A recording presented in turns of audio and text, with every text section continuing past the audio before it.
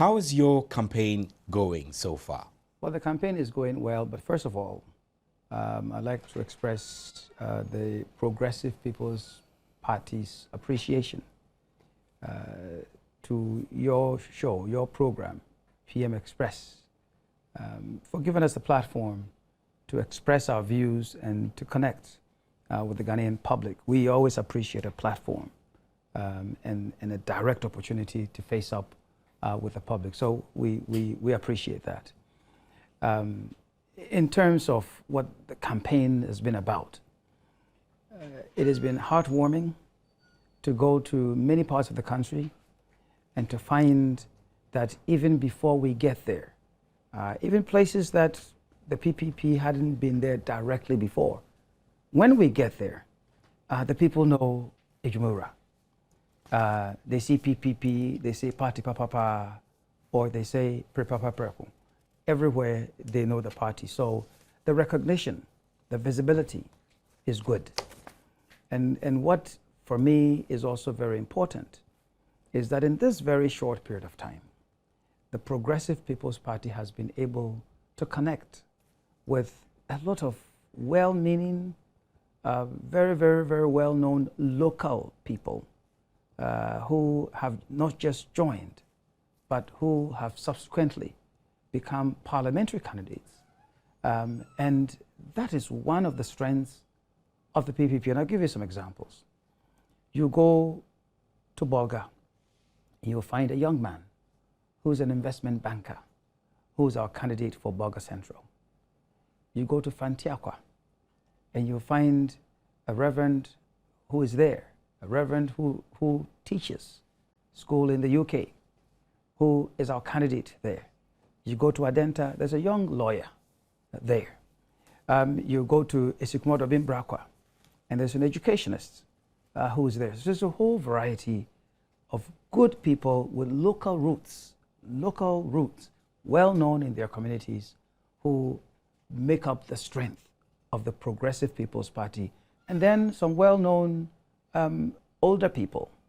When I say well-known, those of you in broadcasting, there is no one who is probably as accomplished as Mr. Mike Egan, who's one of the people backing us in terms of communication, messaging, and so on and so forth. Mr. David Ampofo, whom I'm sure that many people also know. You go to the business side, there's Mr. Ladin But Islander. all these gentlemen were with you when you were in the CPP, and your performance in the 2008 elections not is all of nothing them. Not all of them. I've just mentioned two people that you know. The rest of the people that I've been talking about, the investment banker, the educationers, the lawyer, the many, many people. So it means that you're bringing in new people who are stronger to make you win? Let me define for you. See, the Progressive People's Party has been developing a crop of people who will take over from some of us. So the Achimoda candidate is under 35. The Sege candidate is under 35. There are many of them under 35. We promise that we will have females make up at least 20% of our parliamentary candidates. It's higher than 20%. And so it is a good crop of people, many of whom have not been involved in politics before. So when I'm talking about the strength of the party, it is on the shoulders of these people, mostly young people, female, from a variety of background, progressives in thinking. When I say progressive, progressive take a look at the human condition in a country such as this. And we do any and everything to advance that human condition. And many people like it. And what we've also encountered are what I call the silent supporters. The silent supporters, many of whom have been quite disappointed. I'm not here to say that NDC, MPP, they haven't made any contributions in the Fourth Republic.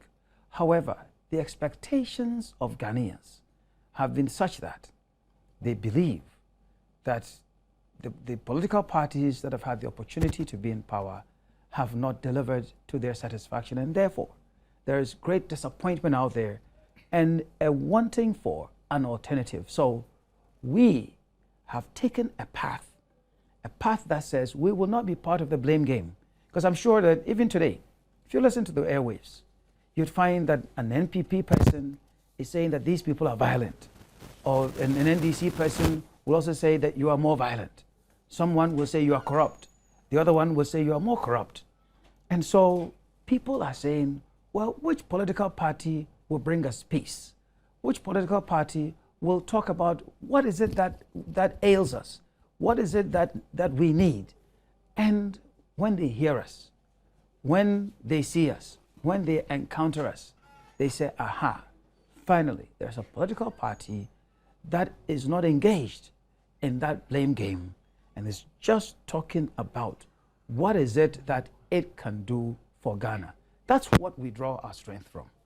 Right, Dr. Ndium, we're grateful for your appreciation of the platform that we gave. And I must say that we are delighted for the sake of our audience to provide a platform for every electorate and citizen of Ghana to be able to read in between the lines on the issues that are going into the elections this year. Now, there are those who will say that you mentioned when you were talking that visibility is good for the PPP, but there are those who will say that you don't need visibility. You've been around for quite a while, and during the CPP campaigning when you were leading it, you were very visible, and your concept of a Jumara, I don't know whether it's appropriate to label it a concept, caught on so very well with the people, and that at a point you were hoping that you will win the elections. You had barely 1%. So I'm asking you that, what makes you confident that this time round you're winning?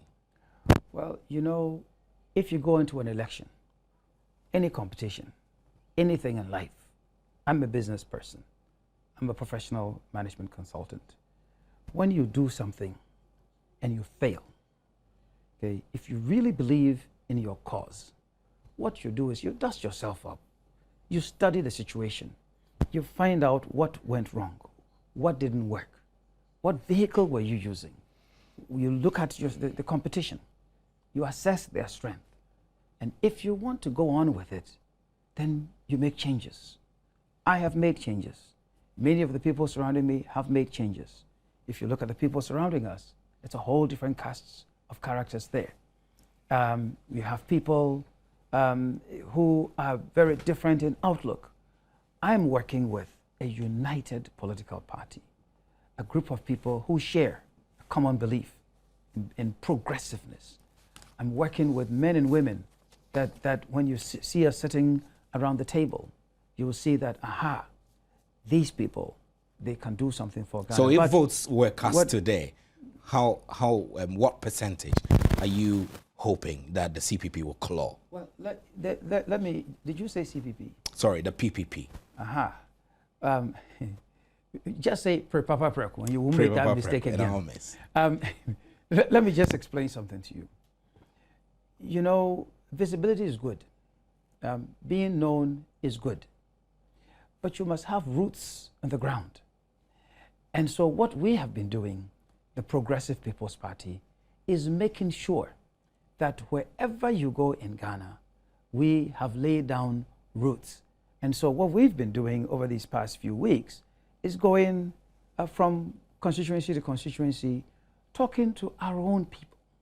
So when you see footage of us at any gathering, consider that a lot of those people who are there listening to us are our own people. They're not new members. They're not floating voters. They're not people who have not made up their minds. No, we're not just going somewhere and saying, throwing T-shirts at people, okay, or throwing money at people and say, come and fill the grounds, okay?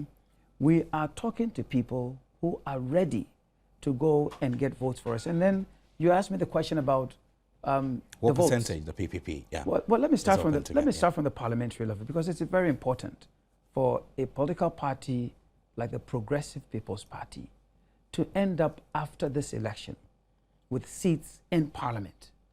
I do believe that we are ready to put men and women in the parliament that convenes January 2012. And there are a number of seats that we are comfortable with in every region. And all I will end with that is to say that I have a belief that in every region, we ought to be able to have a seat there. When you say you ought to be able, Yes. it means that you're working towards that. We are working. You're not confident that you get a specific number of seats. It's not right? a matter of confidence or the lack thereof. I've been in elections before. You work hard. So you're working hard to get how many seats in Parliament? We're working hard to put our people in Parliament. Let me leave it at that. You won't pin it down to numbers? Oh, no. Say you're hoping to get 40 MPs? No, our people are working. I'm yet to receive the final count of the number of constituencies that our people filed, but it will be something more than 200 people that filed to compete for the Progressive People's Party. And out of this 200, you're hoping to get how many into Parliament? Out of this number, we are hoping to have a decent number of people, men and women. You still won't give Parliament. a specific, right? So let's go to the presidential side. Yeah. You see, you didn't give any specifics for the parliamentary side. You want to leave it at that. Well, give us a number. Well, let us hold you to it and say that yes, Parkwes Indium said he's hoping to get 80 MPs, 90 MPs, 100 MPs let's talk the presidential to form a side. government. Let's talk the presidential race. It's important. What I've said to you and I've said everywhere is that we will be represented in Parliament. That you can hold me to. In a decent number. Absolutely, you can hold me to it. That's an abstract, really. It's concrete enough for me. If you go to the presidential side, you know, I have a healthy respect for competition. I love to compete, and I love to prepare for competition. And I have competed from secondary school, university, assembly, parliamentary, and so on and so forth to the stage. I believe that in this race, come December 7th, the political parties that will cross the line, 30%, those parties will fall into a second round.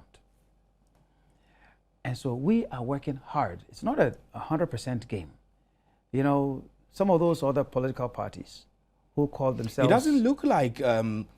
You said that you have said over and over that you're going to win. No, but now what you're telling me, if you're hoping to get, I'm not done with my analysis. All right then. So if you just let me finish, Okay. I'll get there.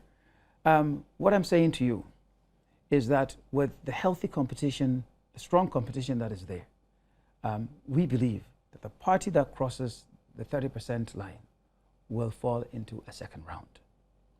We are also saying that this race for us is not a 100% race. Some parties may say that I want to win, 70% of the votes in this country. We are saying once again, 30%, you cross that line, you fall in the second round. We are working so that we can get more than the 30%, so that we will be in the second round. We, PPP, in the second round, will win that race.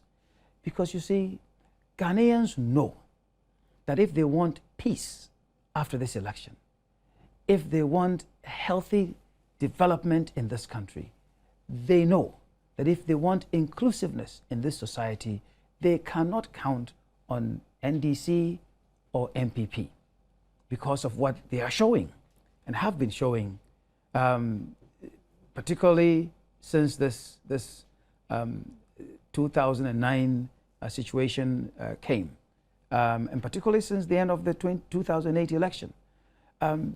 Many people are frightened. Many people are worried. And should the PPP, as I am saying to you, fall into a second round, it doesn't matter what our position is, Ghanaians will rally around us and we will win that race. So I'm confident of winning, but I'm also, importantly, I am appreciative of the challenge that is there, of the strength of the other political parties. So I'm gauging our effort. So you are gauging your win into the second round, not the first round. And we are picking our shots. We're picking where we believe now, Dr. that Indium, we can do well, so we can win the votes that we need. Let me bring in the prediction by Poster Benefson, who says that he is predicting that the PPP cannot get more than 5% of the votes. Now, If you do, the PPP does, he predicts the whole thing will go into the second round as a result of that. Now, you are pitching yourself at 30% or more. It means you disagree with Benefson's prediction, right? Well, that's his opinion. I don't know where he's doing his research. That's his opinion. But isn't it? I am also saying to you. Yeah. I'm also saying to you that I have been around the country. That we are working. Unfortunately, you have not come along with us. Others have come and seen what is it that we've been doing all over the country. This morning or this afternoon, we were in Sege. Yesterday, Sunday, we were in Tema. The day before we were in Winneba. We were in Achimoda and Akroso. And if you had been there, you would understand not just that there are some people coming who are just curious to want to know what is going on, that we would have introduced you to people who you would see are our supporters who are willing to go and get us votes. I'm also saying to you that do your own research. Don't rely on anybody else. Do your own research, and when you find 100 people, ask them, of the presidential candidates, which one of them can do the job the best as president? And I will guarantee you that the majority will say Papa Kwesi Indom. The issue that they will bring up, and I want to put on the table here, the issue that they will bring up is, can he get the votes? Can he get the votes? Can you get the votes, if I may ask? Well, I'm making the point. The issue they will bring up is, can he get the votes in order to match up, their own thinking about the ability to do the job. Now, when we have encountered them, and we've said to them that, look, this race, it's a human being who becomes president. It's not a political party. And as we know in Ghana, we say little drops of water makes a mighty ocean. So if everybody who believes that I am the best person for the job just votes for me, gets a friend, a relative to vote for me, I would have no doubt whatsoever that indeed I will be able to get the votes that I'm saying I will get, so that the PPP in the end and Papa Kwesi Indom becomes the president of this republic. Many people, they say they go around and they are throwing things around. They are going on past history or glory or some noise or something else. It's okay for them.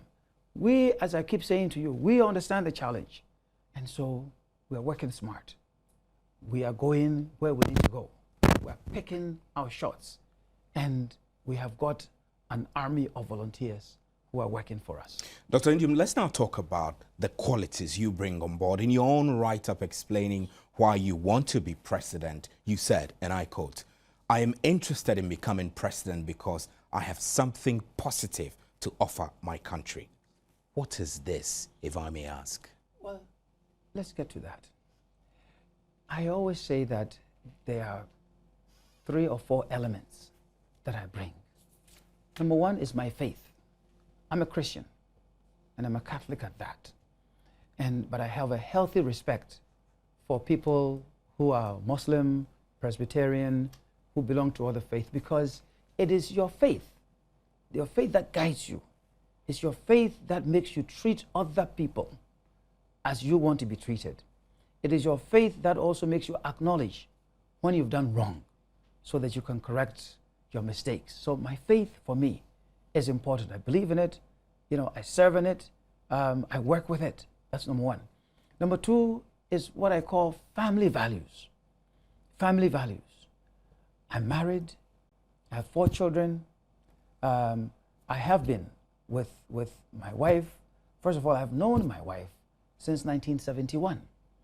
And we've been married for most of those years, okay, since then.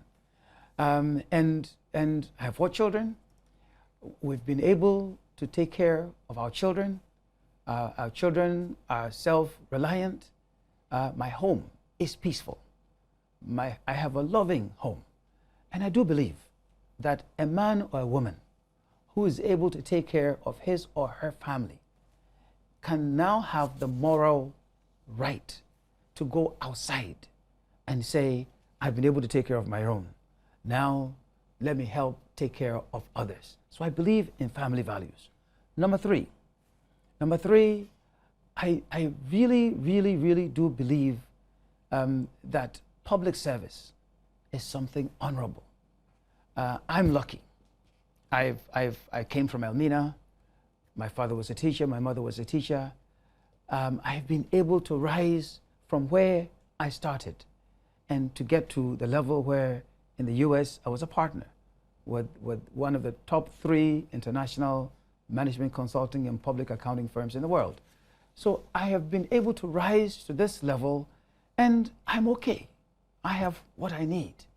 I believe that as I've gotten to this stage, what I need to do is also render service to the public so that other people can also get the advantages and opportunities that I was able to get. And number 4? So, and after you go through all of this, number 4 is that, you know, some people, they get up and they say, I want to be president. Well, I didn't start off that way. I went down to the lowest level, went to get elected as an assembly member at the Akotobinsin electoral area in Commander at Negwafa Brim. Learned what it takes to deal with the regular people, and then sought election to become a member of parliament. I've been an ordinary minister. I've been a cabinet minister. I've gone through the ropes. And so I believe that I have demonstrated when I've been given the opportunity to serve, that I can serve with a sense of urgency and deliver tangible, visible results that Ghanaians today can testify to. So you put all those things together, I believe it's a good package. And it's a good package that, given to the Ghanaian people, they can see that this man, this person who has come from, by the lagoon in Elmina and has risen to this level is ready to rise to the highest level in government in this country. Well, you're watching PM Express, and Dr. Ndium says that, and we've been talking. We'll take a short break, and when we return, we'll walk through the rest of his 10-point agenda as we go into election. Dr. Ndium, one of the things that your party has been working with is the 10-point agenda of the PPP. Many times we've spoken to representatives from your party. They quote extensively from this. Is this a manifesto, kind of?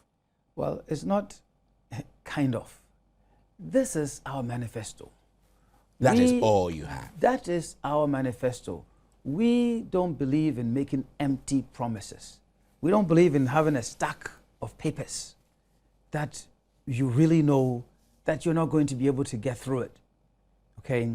But these are very abridged, and have, for example, if you take a policy on number 5, the number 5 point says that provide quality education for every Ghanaian child, standardize school facilities from kindergarten to senior high school with libraries, toilets, classrooms, kitchen, housing for teachers, playground, etc., and ensure free and compulsory education in public schools from kindergarten to senior high school, including computer training. We will deploy an education police to enforce the compulsory aspect of our policy. An integral part of this objective will be an objective to signify increased vocational training so that school leavers gain employment. This will include a comprehensive sports program to instill discipline and promote better health. The thing is that this is concise, but it doesn't tell us how, where the funding will come from, all the other things that are required for anybody who reads this to have an informed mind. It's not here. Well, sometimes people miss the forest, for the trees. People don't get the entire picture. What is the essence of the policy? And so I'm glad you chose that one, because there's been a lot of noise in Ghana over education policy. So let your viewers understand why this is the education policy of choice. First and foremost, we have taken our policy from the Constitution of the Republic, Chapter 6. Chapter 6, Directive Principles of State Policy. It is where you will find that we are mandated in government to bring about free, compulsory basic education. You ask yourself, has education at the basic level been free or compulsory? Unfortunately, it has neither been free nor compulsory. We are saying, because we agree with what the Constitution says, we will make it free and compulsory.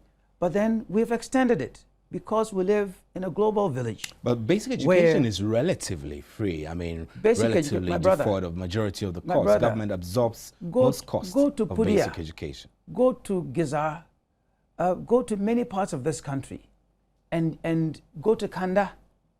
You will find that basic education is neither free nor compulsory. I will explain to you, because this is a very important point.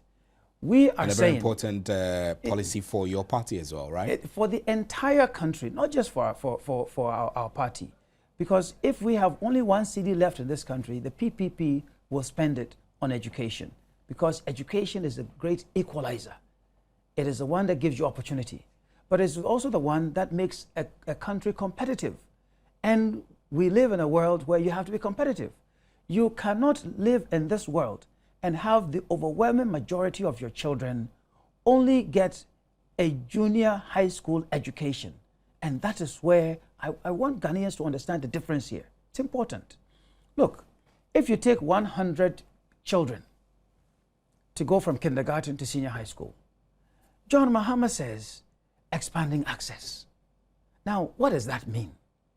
Building 3 classroom block, 6 classroom block, the same kinds of things that would lead our people to low quality education? Absolutely not. What is Nana Akufo-Addo saying? He says free SHS. Now, out of the 100 children that start from kindergarten, only 10 of them get the opportunity to go to senior high school. So he's talking about a policy that benefits only 10, because, as I've said to you already, basic education, which is through junior high school, is neither free nor compulsory. His policy, because it is not compulsory, Mahama's policy, because it's not compulsory, leaves girls still sitting at home. So what you do different is that you will make it very compulsory by setting up an education police. I'm getting there very quickly, because I want you to clearly understand what we're talking about. It's not just girls, but children with disability are also left at home because it is not compulsory. So we, the only political party that is saying not just free, compulsory, continuous, quality education from kindergarten to senior high school. And how do we do this? When we say quality education, it means everything must be there. Number one, the teacher. Teachers must be trained, must be well motivated and taken care of. My parents were teachers. I know what I'm talking about. Number two, you must build complete compounds, and I have a model. That one day, maybe if there's an opportunity, I'll show you the model. From kindergarten to senior high school, the classroom should be there, the toilet facilities, kitchen, dining facilities, the playground for the sports program, housing for teachers, the science, computer labs, all of them, the same compound. I had the opportunity to live 1 year in a high school in a small town in the US, and what I'm talking about existed. It was wonderful, wonderful for me. That's why I'm passionate about what I'm talking about. Now, the compulsory element. You go to Ireland. You know, the Irish people, they used to be very poor people. Sometimes some people say that's how come many of them became priests and then came to countries like Ghana. They started this free compulsory education with education police to make sure that every child goes to school. If you go to the UK and you have a child running around 14, 15 years old, they will ask the parent, why is this person running around? You go to America. It's compulsory till you are age 18. So when we talk about the compulsory element, there's a good reason why it's in the Constitution. I don't understand why anybody who wants to be president refuses to say compulsory. Because you see, when you say compulsory for everybody, you are forced to build the schools that we need. If you say compulsory, you are forced to make sure you take care of everybody. And you are forced to look for the money. So, Dr. Ndiom, for the money. That's the essential element here. Let me come in. You mentioned MPP's promise of free senior high school education, and also made reference to the NDC's enhancing access, improving access, as a basis of your policy when you were discussing it. But my question really is, what different will you do from these? For example, you've said all the elaborate things, but access is still a problem, and cost components of senior high school education is definitely still a problem. So are you saying that you will also pursue a free senior high school education, but improve access? What is it that you're saying? Well, because compulsory is not everything. Maybe you didn't hear me well. I need to understand. Because education everything is a matter of choice. You make choices, and a good leader decides what is the highest priority item in this land. So free senior high school is not a high priority for you. Free senior high school is an elitist policy, because it is only those people that are lucky enough to pass and to find a place in the senior high school today. That is out of the 100, the 10%, that is all. That's an elitist policy. Every child deserves to go to senior high school. Now, look, the past 10 years. You will condemn that policy. Let me finish. You condemn that policy outright? It's not just that. I'm talking about the expanded access one as well. Look, in the past 10 years, over 1.5 million of our children fail BEC examinations, and I encounter them everywhere I go in this country, okay? And I don't like it. I don't like it. And a child, 14, 15 years old, also maybe your school. Okay, then, what is that So child your solution going to do? is that if you enforce the free compulsory Yes. education, it will solve this problem? Yes, because it Sure. forces you to build. That is how come we are bold enough to say... How will say... it force you to build? Well, because if you want everybody to go, okay, you have to find a place for them. You must That's expand why access. I am talking about, you expand access, you make it free, you make it compulsory. You Exactly can't just say... what I'm saying. So no, it's not exactly what you're saying. You take elements of the expanding access, you take elements My friend, of the I'm free... not taking elements of anything. I'm Okay. offering you a comprehensive package. And the which comprehensive includes package... increasing access and free senior high school Well, cost, you or free can education. choose to want to talk about those things if you want. I am offering a comprehensive package which takes care of every child, and it is not being deceiving, okay? It is not being hypocritical. It is not being elitist. It is saying we recognize the problem we have. Look, we have tried ignorance in this country. We have tried illiteracy in this country. It doesn't work. It makes us go up and it will come back. I am saying to Ghanaians, it's about time we have leaders who say, yes, we can. And we can have free, compulsory, continuous education in this country so that every child goes to school all the way to the end of senior high school. And we have also, we've prepared a detailed paper, taking the history of spending and everything in this country, where we are saying it will cost 5.5 billion Ghana cedis over a 5-year period to implement this program. And we are also saying that there are opportunities to find the money to implement this and make this happen. And that's how come opportunities to find the money. Where would you find the money? If you read a lot of what we've said, we say we are offering competent, incorruptible leadership. Corruption alone, wastes, and so on and so forth in this country costs us over 3 billion Ghana cedis every year. 3 billion every year. It is because of incompetence. It is because of corruption. It is because I only want my party people to have jobs and contracts. That is how come you have settlement debts or judgment debts, which this year is costing us over 750 million Ghana cedis. My brother, what can 3 billion Ghana cedis do in this country? 3 billion. So let's not have a needless argument over this. It is important that we all come to agree. And I really do believe that in their hearts of hearts, John Mahama knows that the free, compulsory, continuous education from kindergarten to senior high school is the right one. Nana Akufo-Addo knows that that is the right one. But because they have said certain things, they are unable today to say, I recognize that this is the way to go. Last Thursday, what did John Mahama say? He's admitting before Ghanaians that he now knows that basic education is neither free nor compulsory. He said that last Thursday in a platform that was given to him.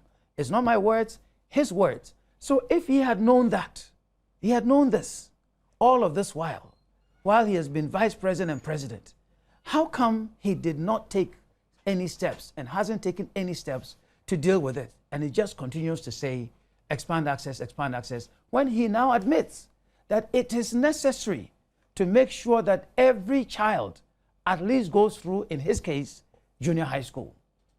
How do you do it if you are not resolved that you will make it possible for everybody to go? So they know. Dr. Njom, it's an important policy. Let's move away a little from education and focus on item 9 of your 10-point agenda. And I'll paraphrase elements of it. Says that you provide a support system to encourage re-entry, investment, safe and healthy vacations, and transfer of knowledge and technology. And you will ensure full citizenship rights to Ghanaians abroad so that they can vote and serve in public sector position. Now, isn't this akin to the ROPAL, which has been hanging in the balance for so many years? No, it is not the same, but it contains the elements of it. Remember, what I'm talking about is to say, what the PPP is saying, that we want to facilitate re-entry so that they can bring investments. Of skilled Ghanaians. They can bring investments, they can bring their talent, okay? They can bring the experience to Ghana, and that we can also make it possible for them to be in public service. It's more than just voting. But is this not happening already with a dual citizenship provision? It is not happening. It is not happening. Look, I'm a returnee. Okay, there are so many of us. I'm a returnee too.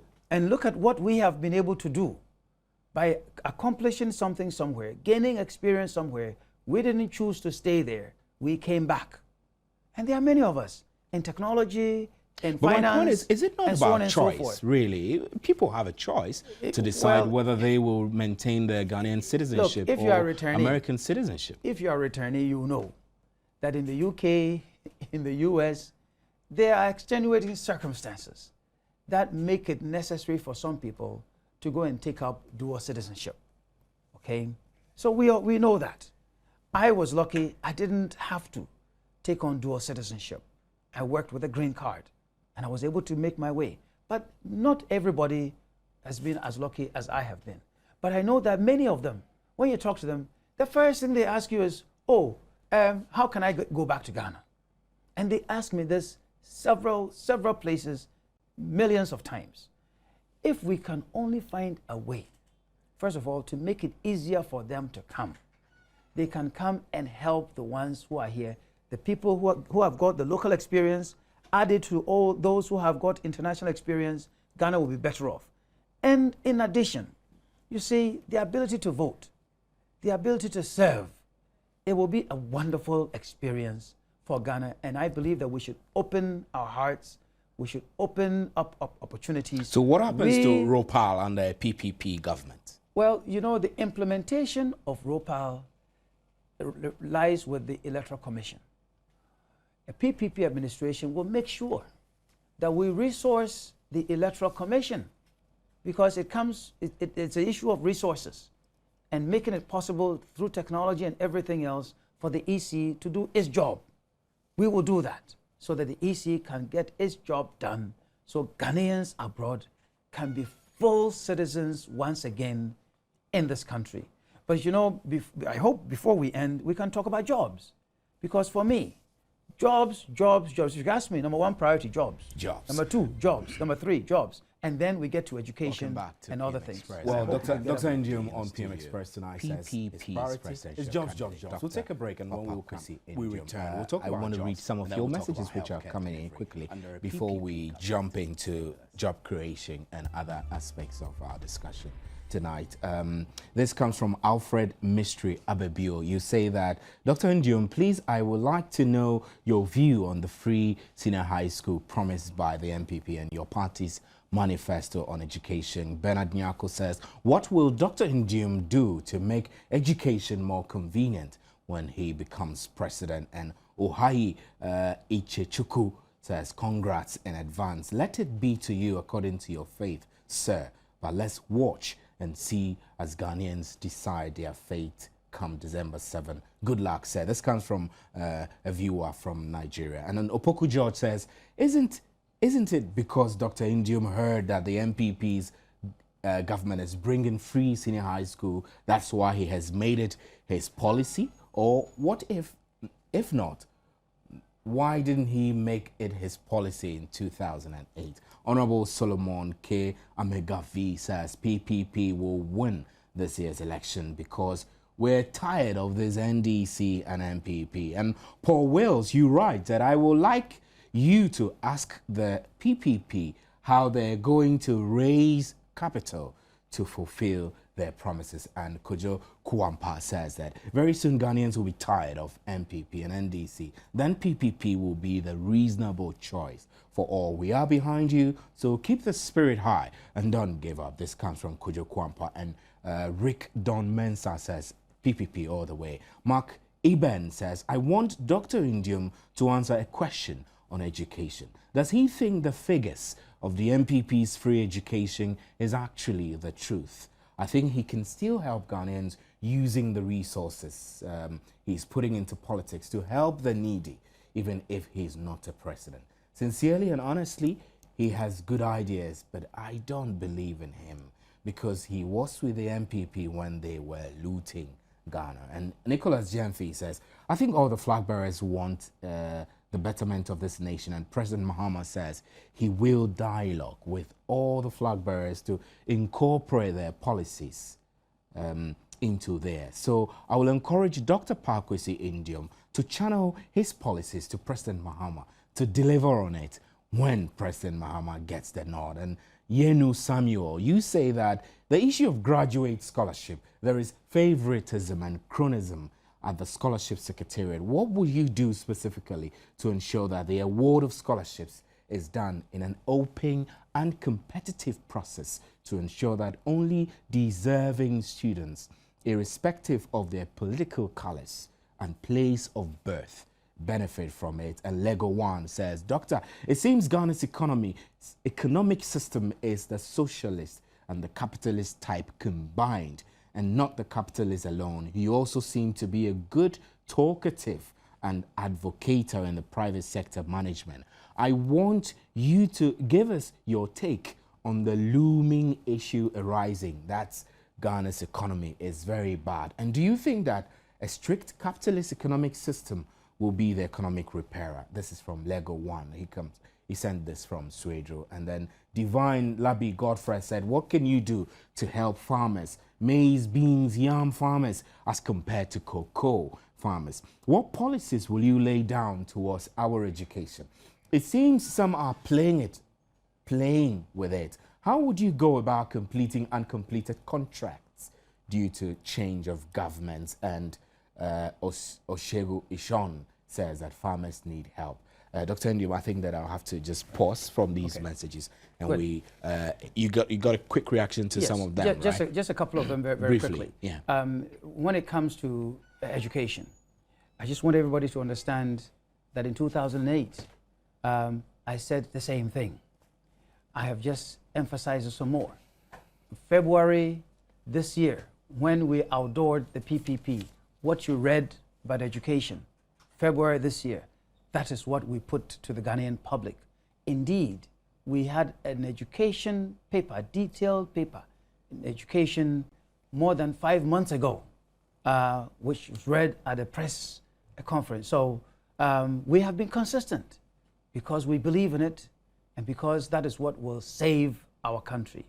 And then let's move on because I really Yes, want to get I've to the just job read on creation. number 3 that Yes. you said that you sponsor changing the constitution to enable the election of all district assembly members, and number 10 of your 10-point agenda talks about Yes. creating jobs. So let's Quickly talk about quickly on district, municipal, metropolitan chief executives. My brother, there's no way this country is going to develop evenly and develop rapidly if we do not give the power back to the people. Take it from the president. I am prepared to lose that power to appoint district, municipal, metropolitan chief executives and 1/3 of the assembly members. Give it to the people who are there so that they can do the election themselves. So that if someone is not able to perform, in 4 years, they take that person aside and bring in someone who will listen to them. I was an elected assembly member. It is those of us who were elected that the people were always, daily, talking to and asking to deliver. Nobody goes to the chief executive. Nobody goes to the unelected assembly member. And therefore, we believe that you will unleash the power of the people, and you will make the people out there, the chief executives, perform. If you've lived in America or in the UK and other places where they have elected mayors, their first duty is, has the garbage been collected? Okay, are the streets clean? Is the environment clean and sanitary and so on and so forth? You come to Ghana, those people, they are elected. They know if garbage is not collected, pretty soon the people will push them aside. In Ghana, we live in filth because nobody cares. They're all waiting for that one person sitting in Accra as president. We need to give power back to the people. power back to the people. Let's now talk about jobs. your job creation. My How friend, will the PPP government create well, jobs? we say we will use the purchasing power of the state to provide a market for our people. And what do I mean by that? Let's even take the school feeding program. If we said today that we will feed our children one nutritious meal a day, and that everything that they eat and drink will be produced in Ghana, what a wonderful way to give a market to our rice farmers, to our fruit juice producers, to our fresh fruit producers. You will see industry sprouting up and people getting a market, the farmers who are yearning for a market, having a market for themselves here. Now, if we're also using the government's purchasing power, then it would also mean that contractors, that consultants, that people who are industrialists, that government will use its purchasing power to provide a market for them, to make sure that they get contracts, to make sure that they get jobs in this country. Now, we want to use our raw materials in Ghana to form the basis for industrialization. I'll give you a couple of examples very quickly. You go to the north, groundnuts grow, and we would make sure that we produce a lot more and have groundnut oil processing factory in the north. If you did that... What about graduate unemployment, Dr. Injo? Well, that's what I'm talking about. Because if you use the government's purchasing power, if we buy our own produce, if we buy things that we produce in this country, that's how you help the private sector. And if the private sector is growing through, if you will, the facilitation of government, because I believe that governments should make sure we have joint ventures in this country, that it should make sure the private sector grows. You don't just say private sector is the engine of growth and you leave it there. It won't move. You need government facilitation, and the PPP will be there for our people. I always give the example that, look, the Japanese know that there's abundant American beef, but they know also that they have a local industry there. So they won't tell you that American beef can't come to Japan, but they put a surcharge on it, tax it. So if you have a taste for American beef, you pay a higher price. We in Ghana should be bold enough, brave enough, use the authority of the state so that our pharmaceutical industry, that is an excellent one, they have a market here. Dr. Injom, quickly, in 1 minute, tell me why I must cast my vote for you come December 7th. My brother, the PPP that I'm working with, we are team players. We have built a united, well-qualified team of people around the country that will help me do the right thing, to help me bring competent, incorruptible leadership, which is how come I have said to the Ghanaian public, in a week or so, I will make available to the entire public my assets declaration, my income tax returns, the sources of campaign funding, so that they will know that I'm transparent, I'm open. It's an open book, that Ghanaians can trust this person who says, God has blessed me. I have gotten what I need. Now it is my turn to help somebody's grandson, grandchild, somebody's daughter's brother, somebody's son or daughter to also have some of the same advantages. I want Ghana, and Ghanaians to benefit from our gold, our timber, our oil, and so on and so forth. I'm only looking for Ghanaian solutions and Ghanaians to benefit from the fruits of this land. And I want, as we say, God to bless Ghana through me. Thank you very much, Dr. Pakwesi Ndiom of the PPP. Thanks to you for your messages and thanks for your time. My name is Stephen Anti. Constituency Watch follows right after. Thanks for staying with us. Good night.